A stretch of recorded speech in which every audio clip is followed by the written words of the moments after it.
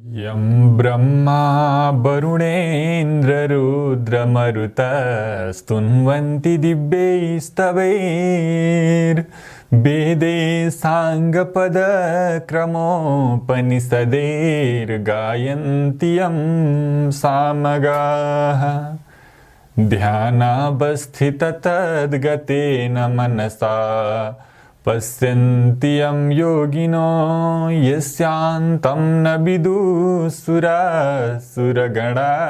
देवाय तस्मै नमः।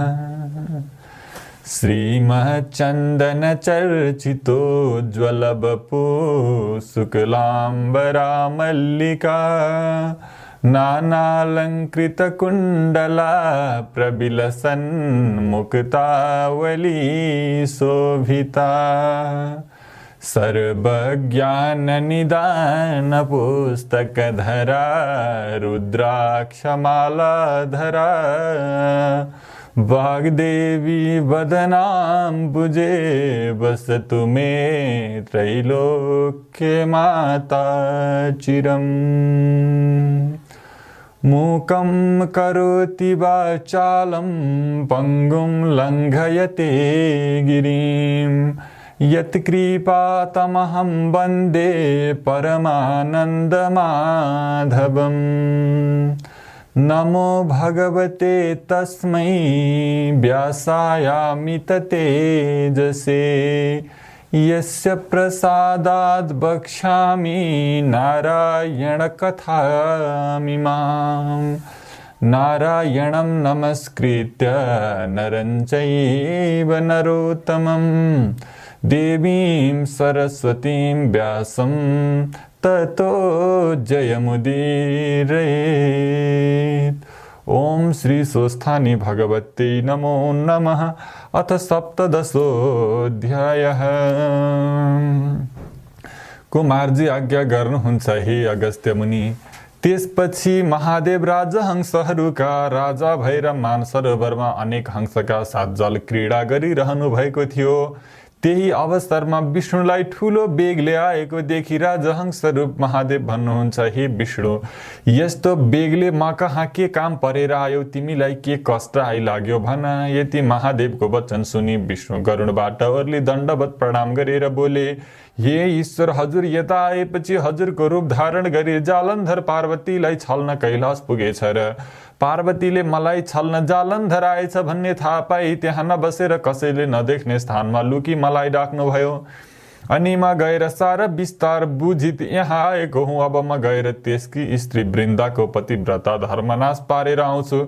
यति विष्णुको वचन सुनि महादेव राजहंसको रूप छाडी आफ्नो रूप धारण गरी क्रोधले राता राता आँखा पारी आज्ञा गर्नुभयो, हे विष्णु, त्यसो हो भने म अब कैलाश जान्छु। तिमी वृन्दा कहाँ गएर त्यसको पतिव्रता धर्मनाश पारेर आऊ। त्यस पापिष्ट जालन्धरलाई म नमारी छाड्ने छैन भन्दै पाखुरा निमटी क्रोधयुक्त भएर विष्णुलाई पठाई आफू कैलाश पर्वतमा पार्वती लुकिरहेको स्थानमा पुग्नुभयो।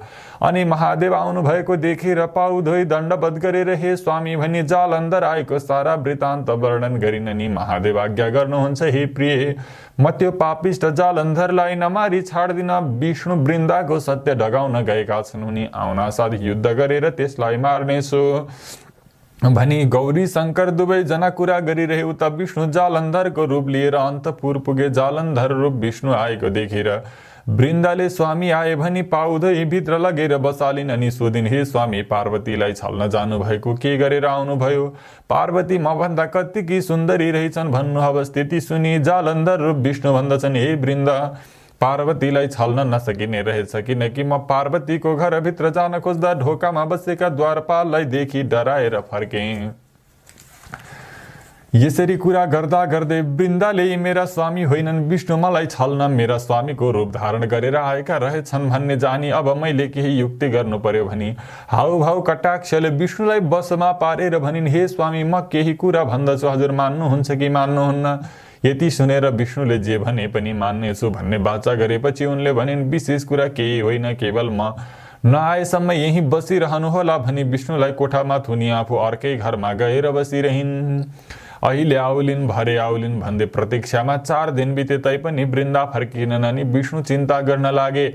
अब म यसै गरी बसिरहँ भने कति दिन बस्ने जाउँ भने बाचा हारिएको छौ त महादेव के भन्नुहोला भन्ने चिन्ता अलग्गै छ, कसरी यहाँबाट उम्कने इत्यादि तर्क वितर्क गरिरहे पनि केही पनि समर्थ थिएनन्। उता महादेवले विष्णु गएको यतिका दिन भइसक्यो तैपनि किन फर्केनन् भनी ध्यान दृष्टिले विचार गरी पार्वतीसित भन्नुभयो, हे गिरिजे, वृन्दालाई छल्न गएका विष्णुलाई उसैले छली कोठामा थुनी राखेकी रहेछ।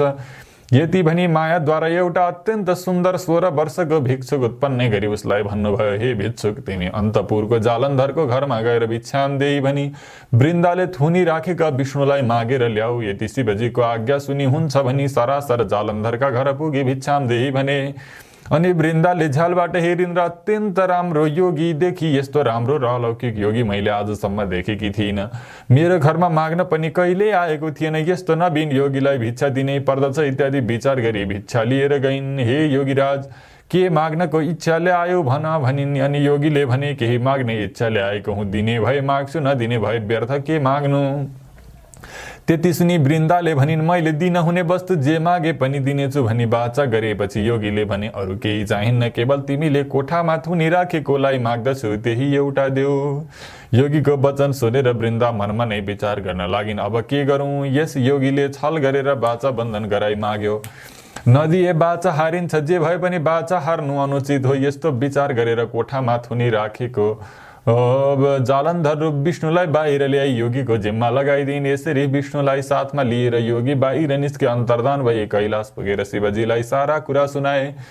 यता विष्णु बाहिर आएपछि मनमा तर्क नगर्न लागे, म वृन्दाको सत्य डगाउन आएको, उसैले नै छली यतिका दिनसम्म थुनेर राखी, महादेवले के भन्नुभयो होला इत्यादि चिन्तन गर्दै गरुडमा चढेर कैलाश पुग्दा भए विष्णु कैलाश जाँदा गरुड उडेको चर्को शब्दले जालन्धर मूर्छाबाट जागेर के को शब्द हो भनी विचार गर्दा विष्णुले कैलाशको चर्चा गरिरहँदा रहेछन्। त पार्वतीलाई छल्न कठिन मात्र होइन कि असम्भव पनि रहेछ। अब यहाँ नबस्नु, घरै जाउँ भनेर जालन्धर आफ्नो घर गयो। त विष्णु महादेवको सामुन्ने गएर प्रणाम गरी एकातिर उभिरहे। विष्णुतिर हेरेर महादेवले आज्ञा भयो, हे विष्णु, तिमी वृन्दाको सत्य डगाउन गएका यतिका दिनसम्म त्यहाँ के गरिरह्यौ? आफ्नो काम अर्थात् उसको सत्य डगाउन सक्यौ कि सकेनौ? महादेवको यस्तो वचन सुनि विष्णु बिन्ती गर्दछन्, हे शम्भो, हजुरको आज्ञाले म गएँ, तर वृन्दाले छली म फर्केर नआएसम्म कोठामै बसिरहनु भनी प्रतिज्ञा गराई मलाई थुनेर आफू बाहिर निस्की। ऊ आउली भनेर वा बस्दा बस्दा कयौं दिन बिते। बाचा हारेको र प्रतिज्ञा गरेको हुनाले त्यहाँबाट निस्कन नसकेर बसिरहेको थिएँ। पछि एउटा योगीको साथ लगाई छाडिदिई र हजुरको दर्शन गर्न हाजिर भए। विष्णुको यस्ता वचन सुनि महादेवले ब्रह्मा, इन्द्र आदि 33 कोटी देवता, यक्ष, गन्धर्व, किन्नर, नन्दी, भृङ्गी, चतुष्षष्ठी योगिनी, भूत, प्रेत, पिशाच, राक्षस सबै जम्मा गरी आज्ञा भयो, हे देवता हो, तिमीहरू गएर पापिष्ट जालन्धरलाई मारेर आओ। यति शिवजीको वचन सुनि देवताहरू हवस भनी तयार भए। अनि शिवजीले नारद मुनिलाई डाकी, हे मुनि, तिमी गएर जालन्धरलाई तिमीसित लडाईँ गर्न समस्त देवताहरू आउन लागेका छन्, तिमी संग्रामको तयारी गर भनिदेऊ। शिवजीको आज्ञा अनुसार नारदजी तत्काल जालन्धरको घर जाँदा भए। हे मुनि, उता जब कैलाशबाट जालन्धर आफ्नो घर गयो तब वृन्दाले स्वामी आएको देखेर पाउ धुवाई भित्र लगेर बसेपछि सोधिन्, हे स्वामी, पार्वतीलाई छल्न जानुभएको के कसो भयो? अनि जालन्धर भन्दछन्, हे प्रिय, त्यस विषयमा विस्तारले भन्दछु सुन। म महादेवको भेष धारण गरी कैलाश पुग्दा पार्वतीले देखिन् र सुवर्णको कमण्डलुले मेरो खुट्टा धुन आइन्। त्यसै बेला मैले उनलाई देखेँ। ती भन्दा सुन्दरी स्त्री तीनै लोकमा हुनु असम्भव छ, त तिनको अनिन्द्य रूप देख्न साथ मेरो होस हराई मूर्छा परेर भूमिमा ढलेको थिएँ। पछि चेत आयो र उठेर हेर्दा पार्वती कता गइन् केही जान्न सकिन र घर फर्केर आए। त्यति आफ्ना स्वामीको वचन सुनि वृन्दा भन्दछिन्, हे स्वामी, तपाईँ यहाँबाट हिँडेपछि विष्णुले तपाईँको रूप धारण गरी मलाई छल्न आएका थिए, तर मैले चिनेर निकै दिनसम्म कोठामा थुनी राखेकी थिएँ। पछि एउटा अनौठो भिक्षुक आएर माग्दा विष्णुलाई दिई पठाएँ। यति आफ्नी स्त्रीको वचन सुनि जालन्धर रिसाई, हे प्रिय, त्यस्तो हो भने म पार्वतीलाई नछली छाड्दिन, फेरि जान्छु भन्दै जालन्धर घरबाट निस्कनु र शिवजीको आज्ञाले गएका नारद मुनि टुप्लुक्क पुग्नु एक साथ भयो। अनि नारदजीले सोधे, हे जालन्धर, तिमी कहाँ जान हिँडेका? उसले भन्यो म भिक्षा माग्न हिँडेको हुँ। तब नारदजीले फेरि भने हे जालन्धर मिथ्या कुरा किन भनिरहेका छौ? तिमी जान लागेको मैले जानिसके। पार्वतीलाई छल्न हिँडेका हौ। सुन तिमीसित लडाईँ गर्न ब्रह्मादि सकल देवताहरू आउन तयार भई खबर दिन मलाई पठाएका हुन्। अब तिमी अन्त कतैतिर जानपट्टि नलागेर आफ्ना फौज र शस्त्रास्त्र लिए संग्रामको तयारी गर। यति नारदजीको कुरा सुनि त्यसो भए घरै फर्कन्छु भनी आफ्नी पत्नीलाई नारदसित भएका सबै कुरा बुझाइ अब म संग्राममा जान्छु, तिमी घरको सम्भार गरे भनी हातमा त्रिशूल लिएर आफ्ना समस्त सेना जम्मा गरी देवताहरूसित लडाईँ गर्न कैलाशतर्फ गयो। नारदजीले कैलाश पुगे जालन्धरसित भएको सारा कुरा शिवजीलाई बिन्ती चढाए। त्यसपछि महादेवले ब्रह्मा विष्णु इन्द्र यम आदि सकल देवतालाई युद्ध गर्न जाओ भनी आज्ञा दिनुभयो। महादेवको आज्ञा पाउन साथ समस्त देवताहरू नाना तरहका बाजा बजाई सिंहनाद गर्दै प्रलय कालको मेघ झैं गर्जदै कैलाशबाट हिँडे। बाटोमा दुवै तर्फका सेनाको जम्का भेट भएर भयंकर संग्राम आरम्भ भयो। देवताहरूले बेसरी चिच्चाइ अनेक शस्त्रास्त्र प्रहार गरे, तर तिनको प्रहारले जालन्धरलाई केही हानि गर्न सकेन। आफूले प्रहार गरेका शस्त्र अस्त्रले शत्रुको केही हानि गर्न नसकेको देखेर देवताहरू मनमा दिक्क मानी आफ्ना शस्त्रास्त्र झिकी चुपचाप भए। तब वैकुण्ठनाथ विष्णु रिसाई पाञ्चजन्य शङ्ख बजाई कौमुदकी गदा प्रहार गरे। त्यस गदाले जालन्धरलाई छुँदै छोइन अनि देवराज इन्द्र रिसाई वज्र प्रहार गरे। त्यसले पनि केही गर्न सकेन। जालन्धरले नटेरी तृण समान मानेर चुप लागिरह्यो। त्यति हुँदा पनि देवताहरूले शस्त्र प्रहार गर्न छाडेका थिएनन्। आखिरमा विष्णु भगवानले अब यस्तो चालले केही हुन सक्दैन भनी महादेव कहाँ गएर हे जगदीश्वर हामीले जालन्धरलाई मार्न सकेनौँ, तपाईँ बिना त्यसलाई मार्न अरूको शक्ति पनि छैन, अब तपाईँले नै संग्राममा जानु पर्यो। यति विष्णुका वचन सुनि महादेव आज्ञा गर्नुहुन्छ हे विष्णु जालन्धरकी स्त्री वृन्दाको पतिव्रता धर्मले गर्दा जालन्धरलाई कसैले पनि मार्न सक्दैन। अत तिमी आफ्नो मायाले छोपी जालन्धरको रूप धारण गरी अन्तपुरमा गएर वृन्दाको पतिव्रता धर्म नष्ट गराऊ। म गएर त्यस पापिष्टलाई मार्दछु। यति शिवजीको आज्ञा सुनि विष्णु त्यहाँबाट विदा भई तुरुन्त जालन्धरको रूप धारण गरेर बायाँ हातमा त्रिशूल लिएर दाहिने हातमा डमरू बजाई आफ्नो मायाले छोपी अन्तपुरमा जालन्धरको घरमा पुगे। भेषधारी जालन्धर आएको देखि वृन्दाले हात पाउ धोइदिएर कोठामा लगेर आसनमा बसालेर सोधिन् हे स्वामी महादेवसित युद्ध गर्न जानु भएको के गरेर आउनुभयो? त्यति सुनेर भेषधारी विष्णु आज्ञा गर्दछन् हे प्रिय महादेवसितको युद्धमा थकाइ मारो भनी विश्राम गर्न आएको हुँ, भोक लागिरहेछ, केही खाने कुरा ल्याऊ। त्यति सुन्नासाथ वृन्दाले 84 व्यञ्जन तयार पारी भोजन गराइन् अनि रात परेपछि वृन्दासँग अनेक तरहका वार्तालाप गरेर त्यसको पतिव्रता धर्म नष्ट पारिदिए। रात बितेपछि जालन्धरको रूप छाडी आफ्नो स्वरूप 4 बाहुमा शङ्ख चक्र गदा पद्म धारण गरी दर्शन दिए। त्यो देखेर वृन्दा रिसाई हे पापिष्ट विष्णु, तिमीले कपट गरेर मेरो पतिव्रता धर्म नष्ट गरिदेऊ भनिन्। अनि विष्णु आज्ञा गर्नुहुन्छ हे वृन्दा जालन्धरलाई शिवजीले हिजै मारिसके। अब तिमीले म वैकुण्ठको अधिपति भएको नारायण जस्तोलाई स्वामी पाएपछि तिमीलाई के को चिन्ता, तिमी पत्याउनौ भने एकैछिनमा समाचार पाउली भनी नाना तरहसित वृन्दालाई बुझाउँदा भए। जय जय श्री स्कन्द पुराणे केदार खण्डे माघ महात्म्य कुमार अगस्त्य संवादे श्री स्वस्थानी परमेश्वर्या व्रत कथायां वृन्दा पतिव्रता धर्म हरणम नाम सप्तदशोऽध्याय। हरे नमः। ओम श्री स्वस्थानी भगवत्यै नमो नमः।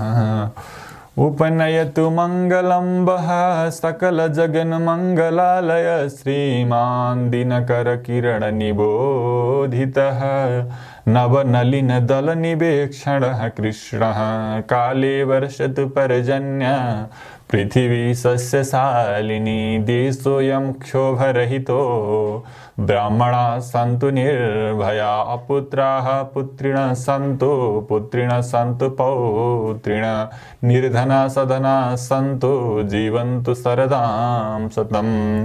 तत्रैव गंगा यमुना च तत्र गोदावरी सिन्धु सरस्वती च तीर्थानि सर्वाणि वसन्ति तत्र यत्र च्युतोद्वार कथा प्रसंग।